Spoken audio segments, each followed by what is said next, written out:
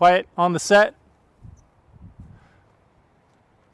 Hey guys, welcome back to the channel. It's Kevin with Coyote 12. Today we are in the woodyard taking a look at our brand new super splitter that we debuted just about a month and a half ago. It has been phenomenal. It continues to work like clockwork. The one drawback, the one con, I would say, to the super splitter is that it does not have an option for a hydraulic lift. That means that these larger rounds that I have sitting behind me that can weigh 80 or 100 or 150, even more pounds, I end up having to lift those up onto the splitter to be able to split them and make them a manageable size. The alternative, of course, is I can split them manually on the ground, but that's not the most efficient way. So we have come up with a solution. The solution for us, according to the equipment that we have available to us, is phenomenal. It'll increase our productivity, it'll increase efficiency, and most importantly for me, it will increase the longevity of my back, right? And so, without further ado, let's take a look at what we've got and see how it works.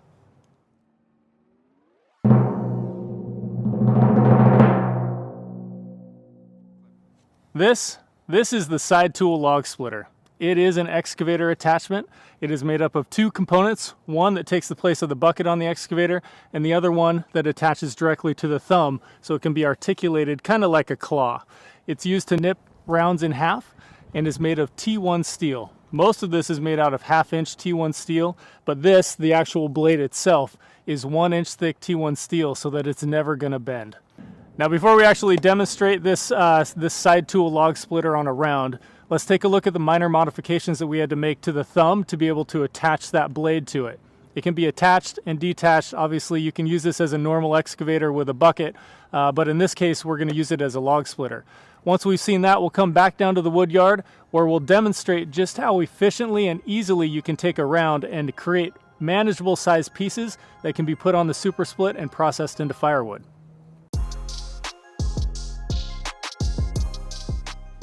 The change we had to make was to weld 4 steel eyelets onto the back of the thumb to serve as attachment points for the side tool blade.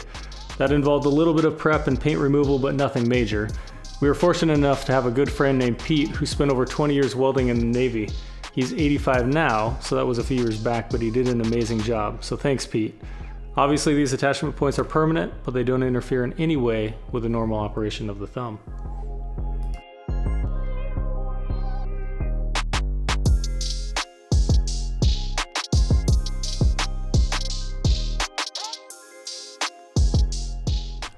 It was cold outside, so after cleaning off the flux, I put a little heat to the metal and then sprayed on several coats of enamel.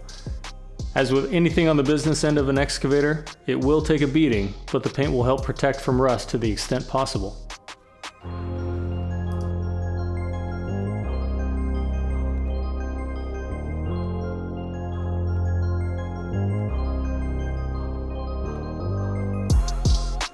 So after waiting a few weeks for delivery and spending a few hours welding and painting, we are ready to get started.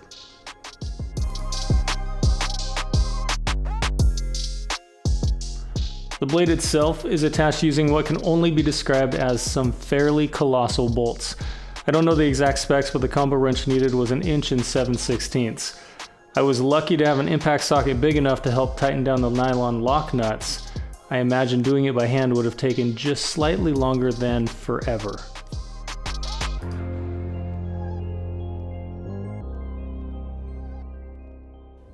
And just like that, we're ready to put it to work.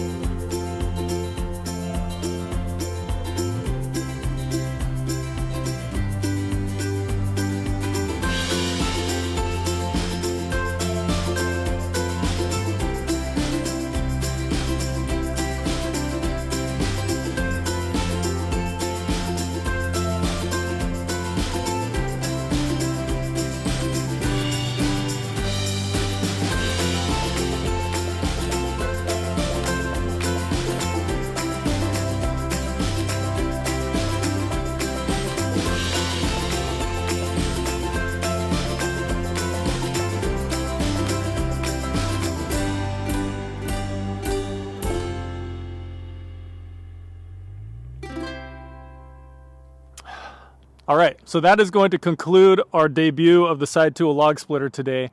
We ran it on a KXO 33, a little Kubota 3.3 ton machine, which is relatively small. They recommend this for use on machines up to 12 tons, so you can get a really large machine running it. But even with this tiny machine, comparatively, it made short work of the rounds of this big mound of rounds that we had behind us. There were probably 26, 28-inch rounds in there that weighed upwards of 150 pounds that I never would have been able to lift up onto the super split. So this did exactly what I hoped it would be able to do. Total time, I would say we were out here for maybe 30 or 40 minutes getting all this done. If I had to manhandle all these rounds around the woodyard and take them out of the stack that we had them all kind of clumped in, it would have taken a significant amount of time. So this has increased efficiency and accomplished exactly what I hoped it would do. I got better progressively over time, positioning the logs and ensuring that I was using, they recommend using the bottom 4 inches of this blade in order to nip those and process those rounds into sizable pieces.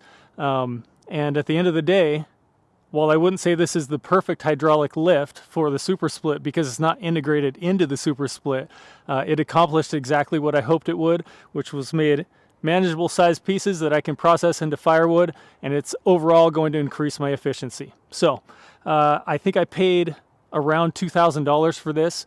If you buy one yourself out of the state of Washington, it's going to depend on where you live and the amount of shipping.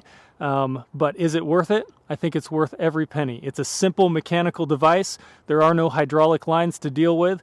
It bolts right on, takes the place of the bucket, and then bolts right onto the thumb of your excavator. And if you have that available to you, it's worth every penny. So if you have any questions, ask me in the comments below. I'm going to continue using this, and I'm going to have a great time doing it. Thanks.